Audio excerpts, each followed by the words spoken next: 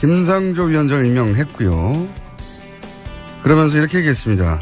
국민 눈높이에서 통과된 것이다. 자, 한 달 좀 지났네요. 이제 한 달 열흘 정도 됐는데 과연 국민들 여론은 어떤지 한번 살펴보겠습니다. 박시영 윈지코리아 컨설팅 부대표 나오셨습니다. 안녕하십니까? 네, 반갑습니다. 박시영입니다.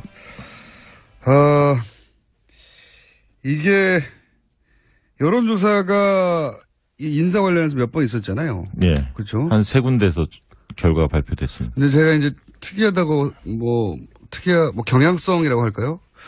보면은 처음에는 이제 강경화 후보가 가장 논란이었기 때문에 강경화 후보에 대한 물론 뭐 여론조사 기관들마다 기법이 달라서 똑같이 비교할 수는 없지만 처음에는 강경화 후보에 대해서 언론에서도 그렇고 야당에서도 그렇고 집중적으로 문제 있다라고 공세를 취하고 그게 이제 나쁜 여론, 그러니까 임명하지 않는 게 좋겠다.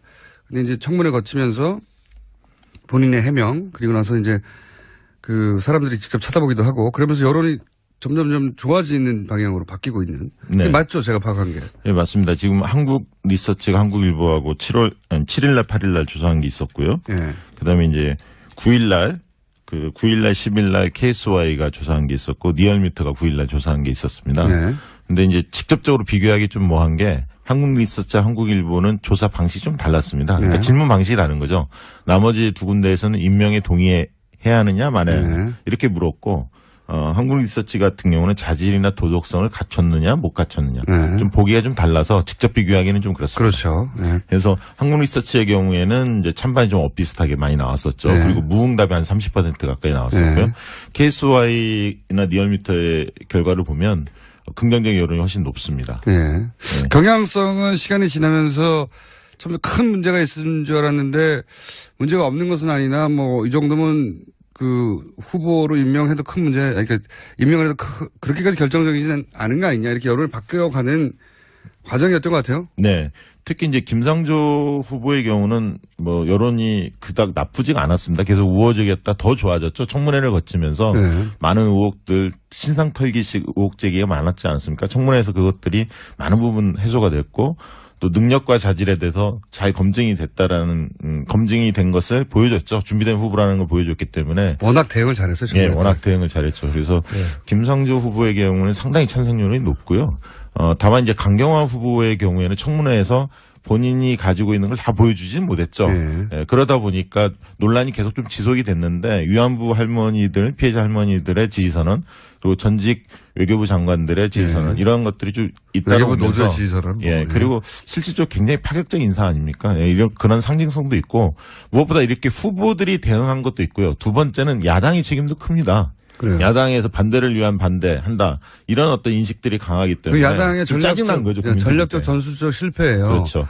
뭐 이번에도 저는 이제 자유한국당이 혹은 바른정당이 뭐 꼭 그 당의 공식 입장이어서 그런지 모르겠는데 어쨌든 현재 언론을 통해서 드러난 반대의 어떤 명분, 워딩이 독재 이런 거 등장하잖아요. 네, 그렇죠.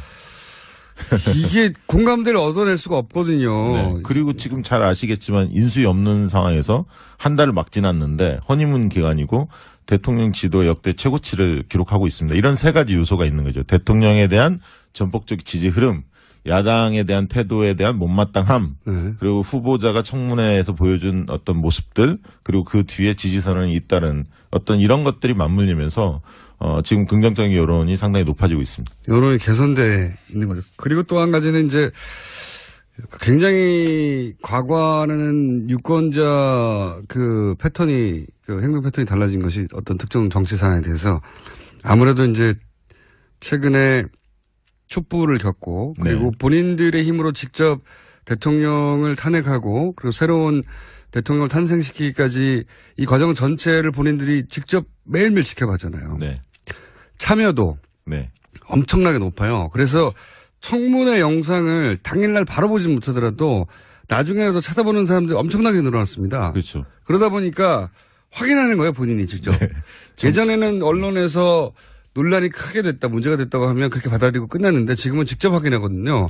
뭐 이 정도면 아니지 않아?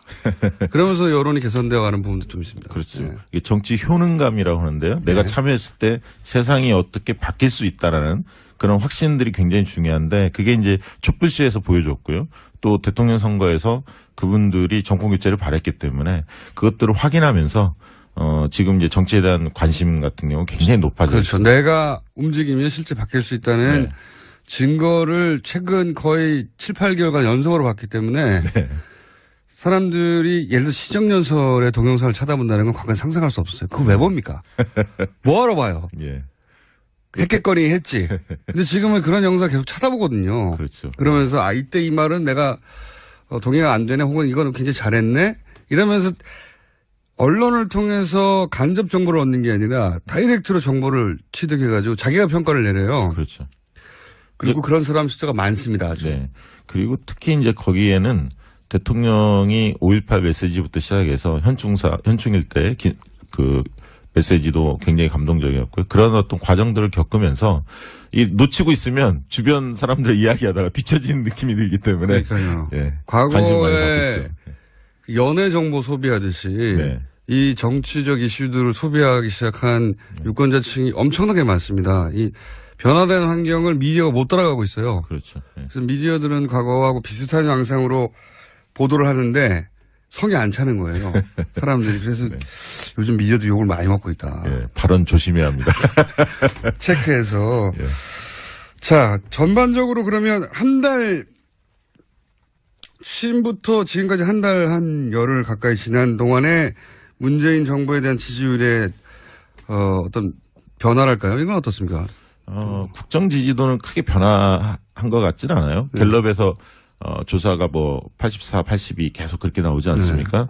그다음에 이제 리얼미터나 이런 데에서는 79까지도 나왔고 또 KSY는 89%까지도 89는 정상적이지 않아요, 이거.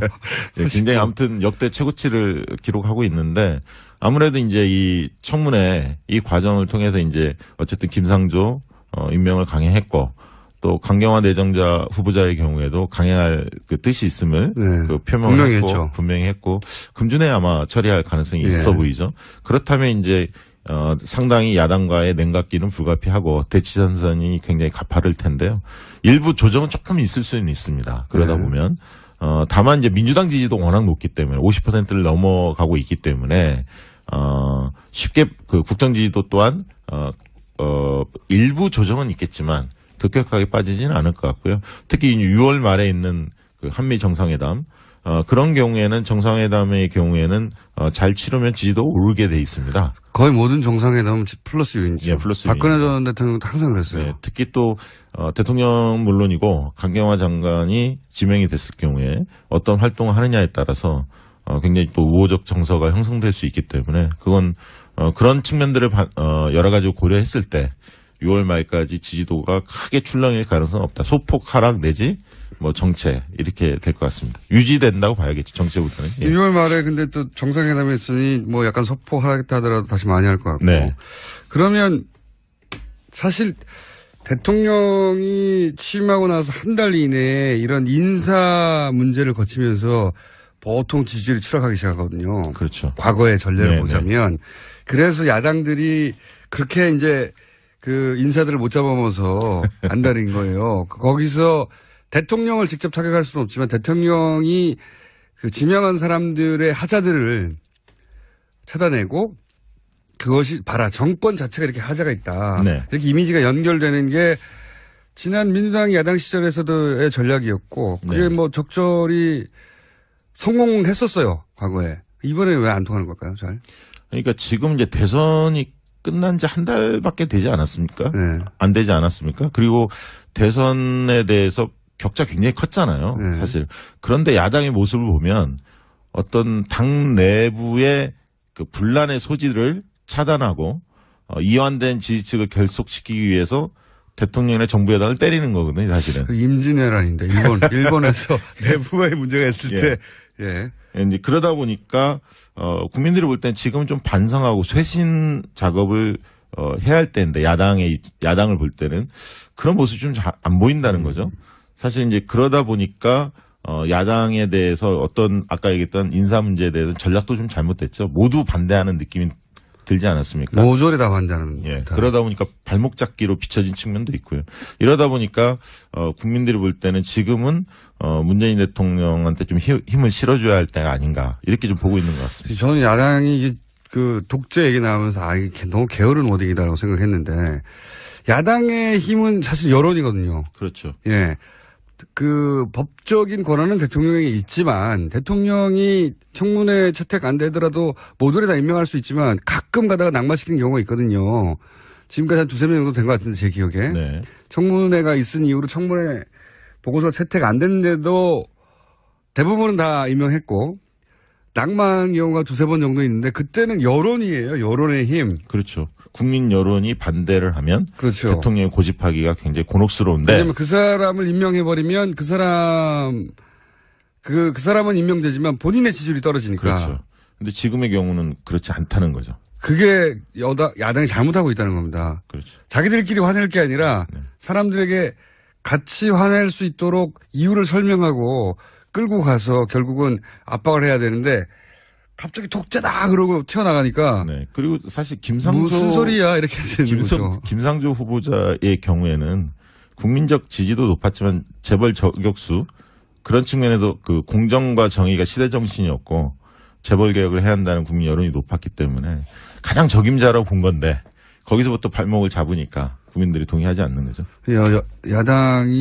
야당을 안 해본 기간이 너무 오래돼서 그런지 좀 답답해. 잘 못 싸운다. 이게 독재가 벌써 튀어나오면 앞으로 어떡하려고 그러나. 다른 어딘이 없잖아요. 전쟁이라고 그래야 되나? 앞으로는 기아. 그러니까 지금 이렇게 되다 보니까 여당, 야당, 여야 전선이 형성되기보다는 야당하고 국민 간의 전선이 형성되는 느낌도 듭니다. 그러니까 국민들이 그만큼 짜증나 있는 거죠. 정부가 지금 여론을 자기들 편으로 못 만들다 보니까 네. 거꾸로 여론과 맞서게 되고 대통령하고 혹은 정부하고 각을 세워야 되는데 대중 여론하고 각을 세우게 되는 꼴이 돼버렸어요. 네. 굉장히 최악이거든요. 이렇게 되면. 그렇죠. 근데 이제 이런 흐름이 지방선거까지 지속될 수도 있습니다. 예를 들면 국민의당의 입장에서는 지방선거에서 호남에서 뭔가 승리를 통해서 다시 일어서는 계기를 만들어야 할 텐데 이제 그렇기 때문에 그 전까지는 흔히 말해서 정부 여당과 대치 전선을 어느 정도 형성할 가능성이 상당히 큽니다. 부분적으로는 협치도 하겠지만 근데 이 협치라는 게 대통령만 노력한다 되는 게 아니지 않습니까? 야당도 받아들일 자세가 필요한데 그런 점에서는 아무튼 뭐 한두 달 내에는 상당히 냉각기가 불가피하다 이렇게 보입니다. 시간이 없어서 너무 짧으네. 아까 원포인트 번개불이 너무 길어지는 바람에 시간이 확 줄어드는데 자유한국당 홍준표 대표 되나요? 될 것 같은데요? 요거 이제 그러면 검증하는 것으로. 됩니까? 될 것 같습니다. 박시영 윈지코리아 컨설팅 부대표였습니다. 입장이어서 그런지 모르겠는데 어쨌든 현재 언론을 통해서 드러난 반대의 어떤 명분, 워딩이 독재 이런 거 등장하잖아요. 네, 그렇죠. 이게 공감대를 얻어낼 수가 없거든요. 네, 그리고 지금 잘 아시겠지만 인수위 없는 상황에서 한 달을 막 지났는데 허니문 기간이고 대통령 지도 역대 최고치를 기록하고 있습니다. 이런 세 가지 요소가 있는 거죠. 대통령에 대한 전폭적 지지 흐름, 야당에 대한 태도에 대한 못마땅함, 네. 그리고 후보자가 청문회에서 보여준 어떤 모습들, 그리고 그 뒤에 지지선언이 잇따른 어떤 이런 것들이 맞물리면서 지금 긍정적인 여론이 상당히 높아지고 있습니다. 여론이 개선돼 있는 거죠. 그리고 또 한 가지는 이제 굉장히 과거와는 유권자 패턴이 행동 패턴이 달라진 것이 어떤 특정 정치 사안에 대해서 잘 검증이 됐다라는 검증이 된 것을 보여줬죠. 준비된 후보라는 걸 보여줬기 때문에 워낙 대응을 잘했어요. 예, 워낙 대응을 잘했죠. 그래서 네. 김상조 후보의 경우는 상당히 찬성률이 높고요. 다만 이제 강경화 후보의 경우에는 청문회에서 본인이 가지고 있는 걸 다 보여주진 못했죠. 네. 예, 그러다 보니까 논란이 계속 좀 지속이 됐는데 위안부 할머니들, 피해자 할머니들의 지지선언 그리고 전직 외교부 장관들의 지지선언 이런 것들이 좀 잇따르면서 지지선언. 예, 그리고 실질적으로 굉장히 파격적인 인사 아닙니까? 예, 이런 그런 상징성도 있고 무엇보다 이렇게 후보들이 대응한 것도 있고요. 두 번째는 야당의 책임도 큽니다. 그래요. 야당에서 반대를 위한 반대한다. 이런 어떤 인식들이 강하기 때문에 야당의 짜증난 거죠. 전략적 전술적 실패예요. 그렇죠. 뭐 이번에도 저는 이제 자유한국당이 혹은 바른정당이 뭐 꼭 그 당의 공식 자질이나 도덕성을 갖췄느냐 못 갖췄느냐 네. 좀 보기가 좀 달라서 직접 비교하기는 좀 그렇습니다. 그렇죠. 네. 그래서 한국리서치의 경우에는 이제 찬반이 좀 엇비슷하게 많이 나왔었죠. 네. 그리고 무응답이 한 30% 가까이 나왔었고요. 네. KSY나 리얼미터의 결과를 보면 긍정적 여론이 훨씬 높습니다. 네. 경향성은 시간이 지나면서 좀 더 큰 문제가 있는 줄 알았는데 문제가 없는 것은 아니나 뭐 이 정도면 그 후보로 임명해도 큰 문제, 그러니까 임명을 해도 그렇게까지 결정적이지는 않은 거 아니냐 이렇게 여론을 바뀌어가는 과정이었던 것 같아요. 네. 특히 이제 김상조 후보의 경우는 뭐 여론이 그닥 나쁘지가 않았습니다. 계속 우호적이었다 더 좋아졌죠. 청문회를 거치면서 네. 많은 의혹들 신상 털기식 의혹 제기가 많았지 않습니까? 청문회에서 그것들이 많은 부분 해소가 됐고 또 능력과 자질에 대해서 김상조 위원장을 임명했고요. 그러면서 이렇게 얘기했습니다. 국민 눈높이에서 통과된 것이다. 자, 한 달. 좀 더 지났네요. 이제 한 달 열흘 정도 됐는데 과연 국민들 여론은 어떤지 한번 살펴보겠습니다. 박시영 윈지코리아 컨설팅 부대표 나오셨습니다. 안녕하십니까? 네, 반갑습니다. 박시영입니다. 이게 여론조사가 이 인사 관련해서 몇 번 있었잖아요. 예. 그렇죠? 한 세 군데에서 결과가 발표됐습니다. 근데 제가 이제 특이하다고 뭐 경향성이라고 할까요? 보면은 처음에는 이제 강경화 후보가 가장 논란이었기 때문에 네. 강경화 후보에 대한 물론 뭐 여론조사 기관들마다 기법이 달라서 똑같이 비교할 수는 없지만 처음에는 강경화 후보에 대해서 언론에서도 그렇고 야당에서도 그렇고 집중적으로 문제가 있다라고 네. 공세를 취하고 그게 이제 나쁜 여론, 그러니까 임명하지 않는 게 좋겠다. 근데 이제 청문회 거치면서 본인의 해명 그리고 나서 이제 그 사람들이 직접 찾아보기도 하고 그러면서 여론이 점점 좋아지는 방향으로 바뀌고 있는. 네. 맞죠? 제가 파악한 게. 네, 맞습니다. 지금 한국 리서치가 한국일보하고 7일날 8일날 조사한 게 있었고요. 예. 그다음에 이제 9일날 10일날 KSY가 조사한 게 있었고 리얼미터가 9일날 조사한 게 있었습니다. 네. 근데 이제 직접적으로 비교하기 좀 뭐한 게 한국 리서치 한국일보는 조사 방식이 좀 달랐습니다. 그러니까 네. 질문 방식이 다른 거죠. 나머지 두 군데에서는 임명에 동의해야 하느냐 말아야 하느냐 네. 이렇게 물었고 한국 리서치 같은 경우는